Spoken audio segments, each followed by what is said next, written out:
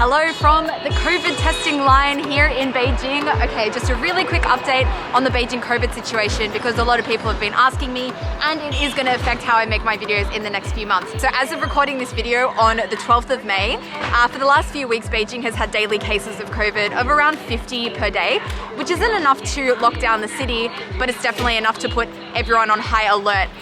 Recently I've been getting COVID tests pretty much every day because there's now actually a rule that wherever you want to go, any public place such as a park, a pharmacy, a supermarket, anywhere, you need to have a COVID test result within 48 hours. So yeah, I've been coming to get tested pretty much every single day. And because there's this requirement for people to get tested every day or every second day, COVID testing facilities have popped up literally anywhere there's space. And because I live in the ancient section of Beijing within the Second Ring Road, there's a lot of ancient sites here that do take up a bit of space, a lot of ancient courtyards here.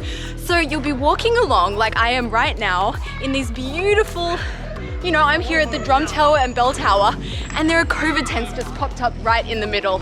Kind of ruins the mood a little bit. It's kind of like putting COVID testing tents in the middle of the Colosseum, you know? Okay, probably not a very fair comparison. I just looked up on my phone and it turns out the Colosseum was built over 1,000 years before the Drum Tower here was built. But still, you know, seeing these COVID testing facilities pop up here next to these tourist sites just give this whole situation this weird apocalyptic kind of vibe. So my district here is fine. There haven't been any cases here recently. So I'm in no immediate danger of being locked down, but that's definitely not the case for every district. At this stage, major sections of Chaoyang, Shunyi and Fangshan districts are under lockdown as cases in those regions have been relatively high. And in those districts, major sections of Metro line have been closed, as well as a recent development where taxis and ride-sharing services are no longer operating or entering those districts. Which means that traveling outside of my district right now is somewhat risky, let alone traveling out of the city. And then to put the cherry on the cake, all restaurants in Beijing are closed. Well, you can get delivery and you can go there and get takeout, but you cannot dine in at restaurants. Even coffee shops, you're not allowed inside, you have to order here and you can collect your order. So this situation makes my job being a travel vlogger and a food blogger incredibly difficult because I can't travel, let alone out of my own district, and yeah, I can't go to restaurants and eat. So it's a little bit of a daunting prospect, and please bear with me in the next few weeks, the next few months, as I try and make my content as engaging as possible. But anyway, for now, it would really make my day if you could subscribe to my channel if you haven't already done so, or even give this video a like so that more people can see it. Would absolutely make my day. So basically, because of this COVID situation, I haven't been able to leave Beijing or haven't been traveling in over 2 months now. And I've definitely got itchy feet to travel. I don't usually spend so much time in one place without traveling. And I was thinking, since I physically can't travel, I'm gonna take my taste buds today on a food adventure, on a travel adventure. I'm taking my taste buds right back to Guizhou. So Guizhou was the last big trip that I did back in March. And as you may know, if you saw my videos, I ate a lot of food there. But there's one food that I didn't have, and the food that I didn't eat is just a really important, quintessential dish to Guizhou, and I've been living with regret because since I came back to Beijing, everyone's been asking me, oh, did you have this dish? Did you have this dish? And I'm like, no, I haven't. So I feel like I failed, and I've been thinking the last few months that, oh, I really need to try it. So that's exactly what I'm gonna do today. The dish in question is huasi niu fen beef noodle soup. It is like the staple food of Guizhou. People eat it for breakfast, lunch, dinner. I'm actually on my way to a Guizhou restaurant that happens to be in my district, so I can go there in relative safety. And yeah, we're gonna see if it's authentic or not. In any case, it'll be content. Okay, so I have arrived what I thought was gonna be this Guizhou restaurant, but it's actually an entire Guizhou mansion, Guizhou Dasha. And there's all of these signs here about like Guizhou. So I guess this is like kind of a Guizhou cultural center. So I guess that's a good sign that the food here is going to be authentic. I stepped into what looked like a hotel lobby. Turns out this place is in fact a hotel with a Guizhou restaurant attached. Ooh, I crave this scenery to see with my own eyes. Alas, the closest I will get is the menu of this Guizhou restaurant. Ooh, my beloved Suan Tangyu. This is like one of my favorite things I had in Guizhou. It's absolutely delicious. 想问一下，你们这里的菜正宗的吗？是。你们这里的那个花溪牛肉粉好吃吗？好吃，那挺有特色。花溪牛肉粉，来3碗吧。Oh, I was here just 2 months ago. Check this out. What? This is so beautiful. 前后秒赛。哎呦 I miss traveling. It's got a hotel here, a restaurant here, as well as this shop here selling like little trinkets and foods and stuff from Guizhou. Some creepy dolls. And of course, a lot of Mo Tai, because Mo Tai is actually from Guizhou. I didn't drink any while I was there because I don't have that much money. Mo Tai is super expensive. I came across this thing here, some kind of flavored water in a Mo Tai inspired bottle. And at 18 renminbi a pop, that's a little more in my price range. I decided to head to the vending machine to get a cold one and test it out. So I've ordered myself one of these waters in a Mo Tai bottle. Closest thing I'm gonna get to Mo Tai today, because I don't have the 1,000 renminbi for one thing. Warmen dendrobium water. It sounds very intriguing. 外卖来了，谢谢。Okay, here we go. My 3 big bowls of huasi牛肉粉. But don't worry, they're not all for me. The other 2 bowls are for my neighbors. Ditan Park isn't too far away, so I've decided to walk and bring my noodles here and find somewhere to sit and have a little picnic. A lot of parks in Beijing are closed right now, but this seems to be open.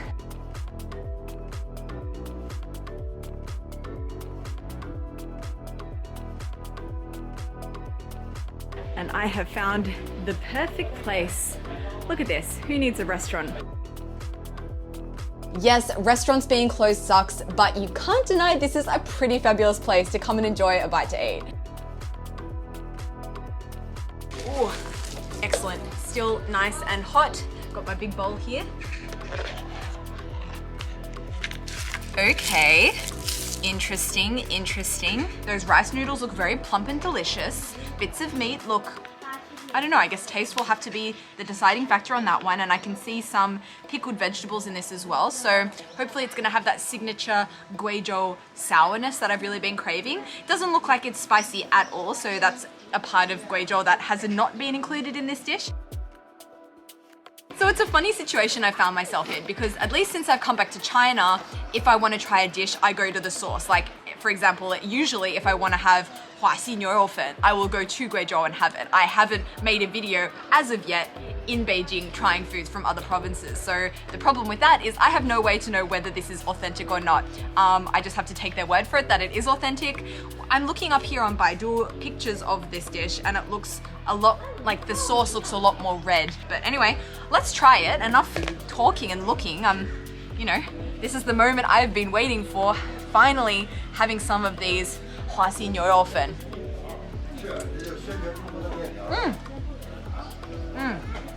The noodles are definitely very juicy. 米粉。对，这个你知道是什么东西吗？米粉。是哪里的米粉呢？这个米粉一般是南方的，不是广西的，就是贵州的。哎，这是贵州的，你猜的对，这是贵州华西米粉。贵州贵阳的花溪牛肉粉，对，是这个，是我们老家的。对对对，哦，你是贵州人吗？我是贵州人。哎，花溪牛肉粉。我有一个问题，因为我没有吃过这个花溪牛肉粉，你看这个，你看正不正宗？不是很正宗。那正宗的花溪牛肉粉，正宗的花溪牛肉粉它是红汤，哦，有油很大，另外得有辣椒，它这没有。所以这个不算是很正宗的吧？对对对对。Oh, that's so funny. What are the chances that I'm eating my huasi 牛肉粉, wondering, is this dish authentic or not authentic? And someone from Guizhou walks past me and can give me the answer I've been looking for. No, this is not authentic, as I thought when I was looking up pictures of this online. It doesn't have that red broth that it looks like it should have. 哪国人呢？哎，我是澳大利亚人，你去过吗？没去。哦，欢迎。Parks are wonderful places to make friends, especially as a foreigner, because people are always coming up to you asking, oh, where are you from? People are very curious. If you're feeling lonely in China, all you have to do is go to a public park, sit down for a period of time until someone comes up to you and you start a conversation. It's quite lovely. But yeah, back to these noodles. I still think I need to go to Guizhou and eat them. They are fragrant, but not fragrant enough for my taste, not spicy enough, not sour enough. I almost forgot my little warm dendrobium water. What the actual F is this? It says on the back, 1 sip of this water and you'll be happy all day. You'll have a good mood all day. Well, let's see if that's true. Okay, so I've put this directly into my translator. It says, there is a very rare authentic Chinese medicinal herb on the Guizhou plateau called dendrobium. Okay, I guess that's where this comes from, dendrobium water. And apparently this dendrobium has the effect of nourishing the stomach and generating fluid, nourishing yin and clearing heat. I don't know what any of that means, but it sounds like it's gonna be good for you. Oh, it smells nice. It smells very herby. It smells very like traditional Chinese drinky. Oh, it's very subtle. Just like a little bit of flavor that you can feel when it's kind of going down around here. It's very pleasant. And you know what? I am feeling in a good mood. Guess it worked. Now it's time to head home and give my neighbors their noodles. 给你买，这是什么牛肉面？这是花溪牛肉面，太好了！艾米，咱晚上一起吃酸汤鱼可以自己做吗？啊，自己做呀。哦，那太好了。好的。 So we are en route to the supermarket, to the market actually. We're going to go to a local market to see if they have any fresh fish that we can make some homemade suantangyu. So we have bought an entire live fish of caoyu. And this guy here is helping us chop it up into slices. Once that's done, we're off to get the spices we need to make our suantangyu. So here at Chinese markets and supermarkets, you can buy all these chaoliao, like spices for making different dishes, like different stir fries or famous dishes. So we are actually going to be using like a packet mix to make our suantangyu. So I'm interested to see if it's going to taste any good and if it tastes like the one that I had in Guizhou. So all was going smoothly until we arrived home and I realized the ingredient that we bought is suantangyu, which is not suantangyu. This is actually a Sichuan dish. And as you can see, suantangyu and suantangyu are indeed very different dishes. So I've just gone online to buy some and it should arrive in about 40 minutes. So while I wait for my little ingredient bag to arrive, I'm gonna get started on making the dipping sauces for this suantangyu hot pot. And I have the absolute perfect thing. So you may remember if you watched my Guizhou video where I went to the small little village of Bangwang, I had the most amazing chili sauce of my life. And it was made by putting dried chilies in the coals of a fire, which then released a lot of those chili fragrances. Then it was ground up with a mortar and pestle. And so it had that really distinct ashy flavor. Well, the other day actually mailed me 2 massive bags of that ground up mixture. Oh, whoa, oh. I'm about to sneeze. Oh my god. I should know better than breathing deeply into a bag full of chili, but it is very, very fragrant. It's got that ashy smell that comes, of course, from being stoked in a fire for however long. I think I'm gonna sneeze again. So I'm gonna add a little bit of this into a bowl. I'm gonna add some scallions and I'm gonna add some salt. I don't have some MSG on me, but maybe my neighbors do. I can add a little bit of that in there as well. Love some MSG. 你们家里有味精吗？有鸡精，没有味精。那没有，我们不吃味精。为什么他不说味精不好吗？哦，是吗？很多外国人也是这么说的。So long story short, there'll be no MSG in our chili sauce tonight. Here we go. Suantangyu, we got the right one, although this one looks a little yellow and the one that I had in Guizhou was definitely more on the red side. So I'm doubting this is actually going to be authentic, but as long as it's sour, slightly spicy, I think we've got a winner. And of course we've got that dipping sauce, so I think that's going to bring just the next level to this dish. Let's go give this to Ai and get this party started.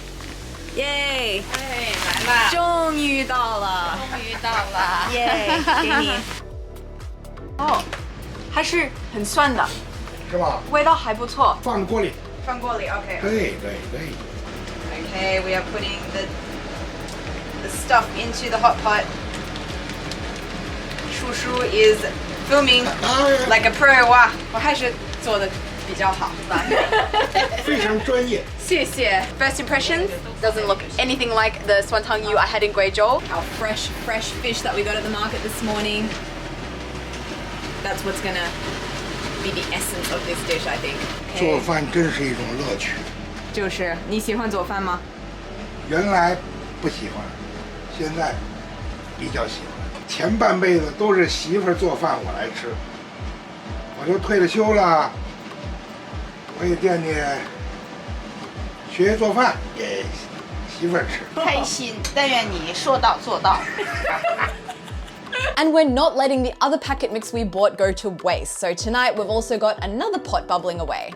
我们要尝试不同的味道，味道怎么样？只有你能吃。是吗？太辣了。辣。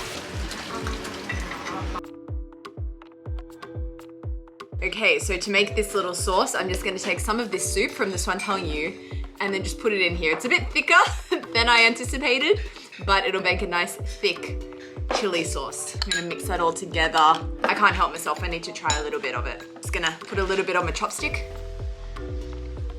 Oh, incredible flavor. Oh, it's spicy. I haven't eaten spicy for a while, at least since I came back from Chongqing because I wanted to give my stomach a break. So my spice levels have gone down a little bit. Oh, I really forgot how spicy Guizhou, Guizhou spice can be, but so delicious at the same time. And in a very Beijing turn of events, we have got some shaobing here that we are going to dip into our Swantang Yu. 特别香。好，你闻闻，烫烫烫。哦哦，试一口这个酸汤鱼片，然后我沾着吃，这个很辣，不要加太多。OK。啊，太辣。有一点辣，有一点辣我。给你尝尝，哎呦，这个还是有一点辣。是吧？勉强能接受，还是有点辣。我觉得它的味道还不错，肯定不是和贵州的那个酸汤鱼一模一样，但是有点酸，有点辣，配这个辣椒酱更好吃。我很满意，你觉得呢？好吃好不好吃？这个肯定是贵州酸汤鱼，是吗？哎，为什么？ 100%的。为什么？知道因为什么吗？为什么？因为你这辣椒是贵州的。哦，所以就变成贵州的酸，还是有道理。好，我们今天吃到最正宗最的。正宗的贵州贵州酸汤鱼。好，那 cheers， 喝一口。 Cheers。耶！什么都讲究站着。哦，很大。老北京的那种就是芝麻烧饼。成功了。成功。在家里做酸汤鱼。 Since I spent the day eating Guizhou food, as inauthentic as it has been, I thought the best way to end the day is with something I ate a lot of in Guizhou and something I look for any excuse to eat, to be honest, which is of course bingfen. So I'm here with my Hutong sister and fellow bingfen enthusiast, Evelyn, who also has an amazing channel that you should all subscribe to. Tapioca press. Yes, how are you feeling about getting some bingfen tonight? I am so excited. I've had a long day of eating. I'm Yeah? ready to finish it off with You know what's good the after best dessert ever. a long day of eating? It's water. It's just water. I've been putting water on it. I've been going around drinking from this, and people give me really weird looks because they think, oh, Earning this street cred. Wagwan, you know, drinking baijiu in the middle of the day. I love this. It's my new favorite water bottle. Yeah, let's go get some bingfen. Let's do. So, not that I really needed to explain this, but Beijing isn't exactly a bingfen city, unlike, you know, Sichuan, Chongqing. Sichuan isn't a city, but that's all good. But Chengdu. we're gonna see what we can do. Let's This see. place- I don't Oh look, think there's some nice options here. So yummy. Oh, okay, so they have quite some selection. We've got a Chantong bingfen, Shuiguo bingfen, Ciba bingfen. Oh, I love a Ciba. You're so professional at ordering bingfen. I know my bingfen. There's some things in this world I don't know, but there are some things that I do. And in that category, I'd like to call bingfen one of them. Okay, so, oh, it's... Wow. Actually, this is quite interesting. So they've individually wrapped our little classic toppings, shanjia, the little green raisins, the peanuts. We've got our ciba here. Oh, look at those delicious ciba. Now we just need to find a little spot outside to eat them. Oh my goodness, look at this t-shirt. Yalf. Like Yale, but Yalf. That's my dream school. Yale. Who cares about Yale? Hello, puppy. Come on, you can do it. You can do it. Oh yeah! Come on, you can do it. One more. Oh my goodness. Oh my gosh, this little puppy is so small. Oh, this is a good ratio of ingredients. No, oh no, you no, lost it. No! I dropped one. 2 second rule, 2 second rule. You can still eat it. I have to say it smells quite good. And the bingfen texture is looking quite nice. There's not one bingfen that doesn't smell. Oh, look Check at this that. out. Oh. Classic. Just half your bingfen on the floor. So I'm gonna give it a mix. I'm a mix my bingfen girl. I don't know what you do. Same. Some people like to like keep the toppings placed on the top, but for me, it's like the same kind of people that when they get their spaghetti bolognese, they don't mix it together. Like they'll it's like you need to have even distribution of ingredients. I feel very strongly about this. Oh yeah, look at this glorious bite of bingfen. Oh Wow. Oh goodness me. Okay, I'm going in with a bite. Cheers. Cheers. Mmm. What's wrong? Wow. There's a lot of bite to it. Like honestly, in terms of the bingfen I've had in Beijing, this is one of the better ones. Anyway, that concludes my Guizhou day in Beijing. Prepare yourself for quite similar content to this in the coming weeks, as I have no restaurants to physically go to, no travel even outside of my district. It's where your heart is. Home is where the heart is, and right now my heart is with this bingfen, and I'm very happy. I've had a very lovely day actually. So, you know, it's not about the destination, it's about the journey. Anyway, on that very wanky ending, we're gonna say goodbye, and I'll see you next time here in Beijing. Take care. Yeah, bye guys. Bye.